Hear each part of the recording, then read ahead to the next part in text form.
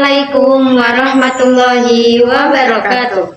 Halo teman-teman, selamat datang di podcast kami. Pada kesempatan kali ini, kami akan membahas salah satu pemikir Islam modern yaitu Fazlur Rahman, khususnya mengenai konsep wahyu. Betul sekali, ketika kita mendengar kata wahyu, biasanya yang terbayang dalam pikiran kita adalah firman Allah yang diturunkan kepada Nabi Muhammad melalui malaikat Jibril. Namun, Fazlur Rahman memiliki cara pandang yang cukup menarik dan berbeda dalam memahami wahyu. Nah, itulah tema yang akan kita bahas hari ini. Kita akan mencoba memahami bagaimana Fazlur Rahman itu melihat hubungan antara Allah, Nabi Muhammad, dan Al-Quran sebagai wahyu. Sebelum masuk ke pembahasan utama, mungkin kita perlu mengenal terlebih dahulu siapa Fazlur Rahman. Fazlur Rahman adalah seorang pemikir Islam modern dan ia juga dikenal sebagai tokoh pembaharu Islam yang berusaha menjembatani antara ajaran Islam dan tantangan modernitas. Ia melihat bahwa banyak persoalan umat Islam muncul karena kecenderungan memahami Al-Quran secara tekstual dan kurang memperhatikan konteks sosial ketika wahyu diturunkan. Karena itulah Fazlur Rahman mengembangkan pendekatan yang dikenal sebagai teori double movement atau gerakan ganda dalam memahami Al-Quran. Nanti kita akan membahas teori itu karena sangat berkaitan dengan konsep wahyu menurut Fazlur Rahman. Kalau menurut pemahaman umum, apa sih sebenarnya wahyu itu? Secara umum, wahyu dipahami sebagai komunikasi Allah kepada para nabi dan rasul untuk disampaikan kepada umat manusia sebagai petunjuk hidup. Wahyu menjadi sumber utama ajaran Islam dan seluruh wahyu yang diterima oleh Nabi Muhammad itu kemudian terkumpul menjadi Al-Quran. Namun, Fazlur Rahman tidak hanya melihat wahyu sebagai kumpulan kata-kata yang turun dari langit. Menurutnya, wahyu merupakan proses komunikasi ilahi yang jauh lebih kompleks. Salah satu hal yang menarik dari pemikiran Fazlur Rahman adalah kritiknya terhadap pemahaman wahyu yang terlalu mekanistik. Yang dimaksud mekanistik di sini adalah pandangan bahwa wahyu turun begitu saja secara harfiah tanpa adanya keterlibatan Nabi Muhammad. Menurut Fazlur Rahman, pemahaman seperti itu terlalu sederhana. Ia berpendapat bahwa wahyu merupakan pengalaman spiritual yang sangat mendalam yang dialami Nabi Muhammad. Nabi tidak hanya menjadi penerima pasif, tetapi juga terlibat secara aktif dalam proses penerimaan wahyu. Jadi, Nabi Muhammad itu bukan seperti alat perekam yang hanya menerima atau menyampaikan pesan. Betul, Fazlur Rahman melihat hubungan yang sangat erat antara bimbingan Allah dan kesadaran moral spiritual Nabi.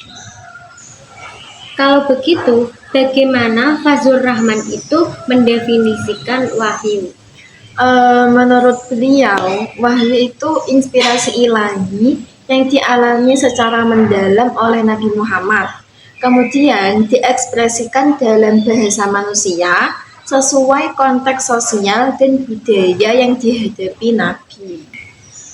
Wah, ini menarik sekali ya. Artinya, wahyu tetap berasal dari Allah, tetapi ketika disampaikan kepada manusia, wahyu hadir dalam bahasa yang bisa dipahami pada masyarakat Arab pada saat itu. Benar sekali, karena tujuan wahyu itu memberikan petunjuk kepada manusia. Maka pesan tersebut harus dipahami oleh masyarakat yang menjadi sasaran pertama wahyu. Menurut Fazlur Rahman, apakah kondisi sosial masyarakat itu berpengaruh terhadap turunnya wahyu? Sangat berpengaruh. Ia menjelaskan bahwa banyak Al-Quran turun sebagai respon terhadap situasi yang dihadapi masyarakat pada masa Nabi Muhammad. Misalnya persoalan kemiskinan, persoalan ketidakadilan, penindasan terhadap perempuan, hingga masalah sosial lainnya.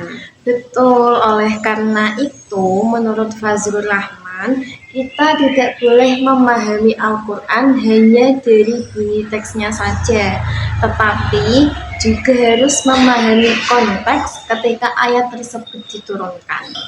Karena kalau konteksnya diabaikan, kita bisa salah memahami tujuan sebenarnya dari wahyu. Sekarang kita bisa masuk pada teori yang sangat terkenal dari Fazlur Rahman, yaitu double movement. Double movement atau gerakan ganda merupakan metode untuk memahami wahyu secara kontekstual. Bagaimana sih cara kerjanya? Gerakan pertama itu kembali ke masa turunnya wahyu. Kita mempelajari kondisi sosial, budaya, dan sejarah ketika ayat diturunkan. Jadi, kita bertanya, masalah apa yang sedang dihadapi masyarakat ketika ayat tersebut itu turun? Benar, setelah itu dilakukan gerakan kedua, yaitu mengambil nilai-nilai universal yang terkandung dalam ayat tersebut dan menerapkannya dalam konteks masa. Jadi, bukan hanya sekedar menyalin aturan masa lalu secara mentah-mentah, melainkan memahami tujuan moral yang ingin dicapai oleh wahyu. Menurut Fazlur Rahman, apa sih tujuan wahyu itu? Tujuannya itu untuk membentuk masyarakat yang adil, bermoral, dan bertauhid. Jadi, fokusnya bukan hanya ibadah ritual ya? Ya, Fazlur Rahman menekankan bahwa wahyu memiliki dimensi sosial dan moral yang sangat kuat. Artinya, Al-Quran hadir untuk membangun kehidupan manusia yang lebih baik, baik dalam hubungan Allah maupun dengan hubungan sesama manusia. Bagaimana posisi akal menurut Fazlur Rahman itu? Menurutnya, akal memiliki peran yang sangat penting dalam memahami wahyu. Umat Islam tidak boleh hanya berpegang pada pemahaman literal terhadap teks, tetapi harus menggunakan akal untuk menangkap pesan moral yang terkandung di dalamnya. Berarti akal dan wahyu bukan dua hal yang bertentangan, justru saling melengkapi. Wahyu memberikan petunjuk, sedangkan akal membantu manusia memahami dan menerapkan petunjuk tersebut dalam kehidupan nyata. Jadi menurutmu, mengapa Fazlur Rahman masih relevan sampai sekarang? Karena masyarakat modern menghadapi persoalan yang jauh berbeda dengan masyarakat Arab abad ke-7. Contohnya perkembangan teknologi, media sosial, lingkungan hidup, dan berbagai persoalan global lain. Nah, melalui pendekatan Fazlur Rahman, Al-Quran tetap bisa menjadi pedoman hidup tanpa kehilangan nilai-nilai dasarnya. Yang dicari bukan sekedar bunyi teks, tetapi tujuan moral yang terkandung dalam wahyu. Dengan begitu, ajaran Islam tetap relevan di setiap zamannya. Kalau kita perhatikan, pemikiran Fazlur Rahman tentang wahyu sering dianggap berbeda dengan pemahaman tradisional yang berkembang di kalangan umat Islam. Benar, dalam pemahaman tradisional, wahyu sering dipahami sebagai firman Allah yang disampaikan kepada Nabi Muhammad secara langsung melalui malaikat Jibril dan diterima secara utuh. Sedangkan Fazlur Rahman tidak menolak asal-usul ilahi Al-Quran, tetapi ia menekankan adanya keterlibatan kesadaran Nabi dalam proses penerimaan wahyu. Menurut Rahman, wahyu tetap berasal dari Allah, tetapi penyampaiannya berlangsung melalui pengalaman spiritual Nabi Muhammad yang sangat mendalam. Karena itu, wahyu hadir dalam bahasa yang dipahami oleh masyarakat Arab saat itu. Pandangan ini membuat kita melihat bahwa proses pewahyuan bukan sesuatu yang sederhana. Ya, karena ada hubungan erat antara kehendak Tuhan, pengalaman kenabian, dan realitas sosial yang dihadapi masyarakat. Nah, aku punya pertanyaan menarik nih. Mengapa Al-Quran itu tidak diturunkan sekaligus? Kalau dilihat dari pemikiran Fazlur Rahman, alasannya tuh karena wahyu hadir sebagai respon terhadap berbagai persoalan yang muncul dalam masyarakat. Jadi, setiap ayat memiliki konteks sosial tertentu. Betul, ketika muncul persoalan kemiskinan, ketidakadilan, konflik sosial, atau persoalan keluarga, wahyu hadir memberikan bimbingan. Oleh karena itu, Al-Quran turun secara bertahap selama kurang lebih 23 tahun. Ini menunjukkan bahwa wahyu sangat dekat dengan kehidupan manusia. Tepat sekali. Wahyu bukan sekedar dokumen keagamaan, tetapi petunjuk yang hadir untuk menjawab persoalan nyata masyarakat. Jadi, menurut Fazlur Rahman, apakah tujuan wahyu itu hanya untuk mengatur ibadah?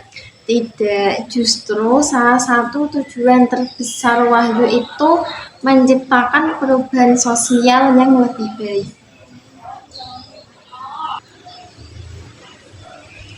Maksudnya bagaimana? Nah, sebelum Islam datang, masyarakat Arab itu mengalami banyak masalah seperti ketidakadilan, diskriminasi terhadap perempuan, peperangan antar suku, dan kesenjangan sosial. Kemudian wahyu itu hadir untuk memperbaiki kondisi tersebut. Ya, melalui Al-Quran, masyarakat diajak membangun keadilan, persaudaraan, tanggung jawab sosial, dan penghormatan terhadap martabat manusia.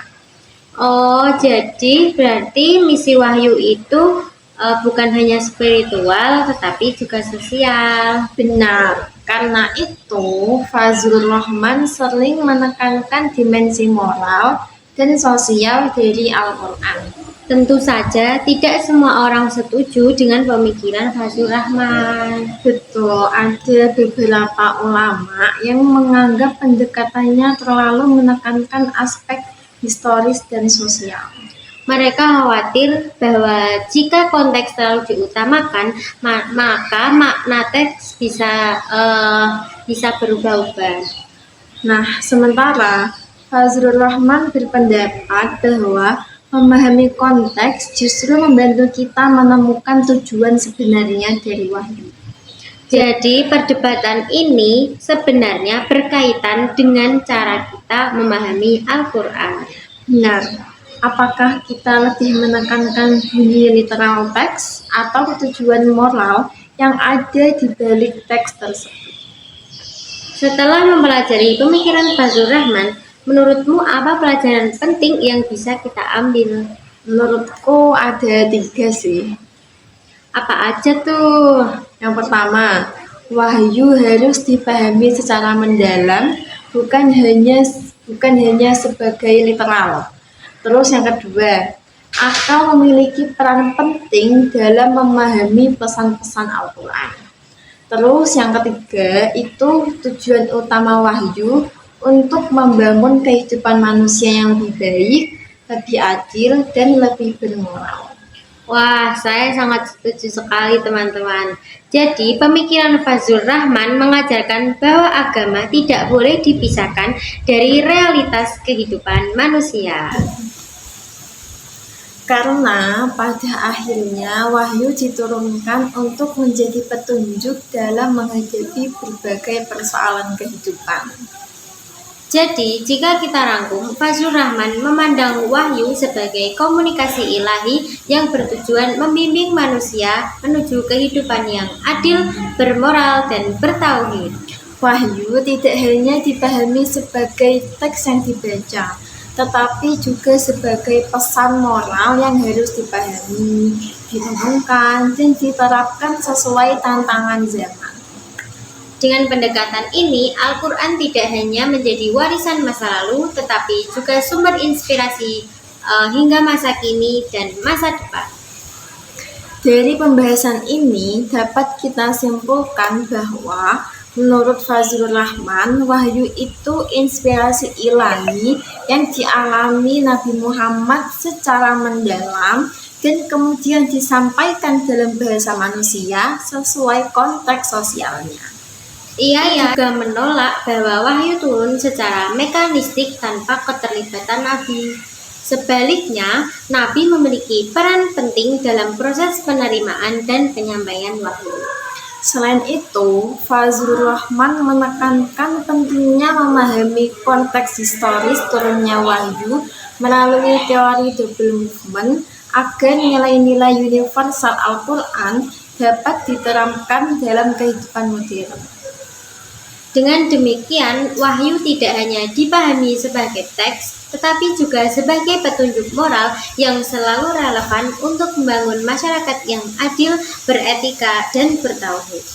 Terima kasih kepada teman-teman yang telah mendengarkan podcast kami. Sampai jumpa pada pembahasan selanjutnya.